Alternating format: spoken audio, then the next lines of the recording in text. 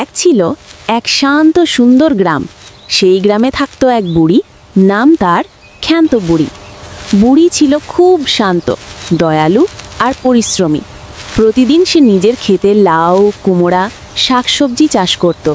পাখির ডাক, বাতাসের শোঁ শোঁ শব্দে তার দিন কেটে যেত সুখে।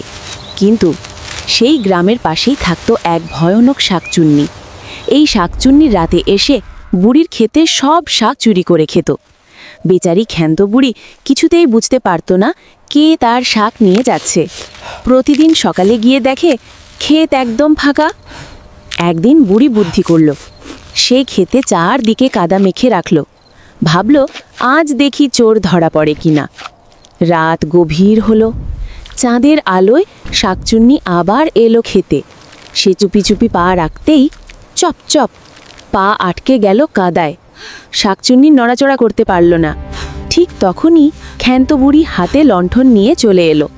বুড়ি ধীরে ধীরে বলল, যদি আমার শাক চুরি না করো, আমি নিজেই তোমাকে প্রতিদিন কিছু শাক দেব। শাকচুন্নি ভয় পেয়ে মাথা নেড়ে রাজি হলো। তারপর থেকে শাকচুন্নি আর শাক চুরি করত না, বরং ক্ষেতের আগাছা তুলত আর বুড়িকে সাহায্য করত। এভাবে এক ভয়ানক ডাইনিও হয়ে গেল বুড়ির বন্ধু। বুদ্ধি আর দয়া দিয়ে শত্রুকেও বন্ধু করা যায়, এই শিক্ষা দিল ক্ষান্ত বুড়ি আর শাকচুন্নি।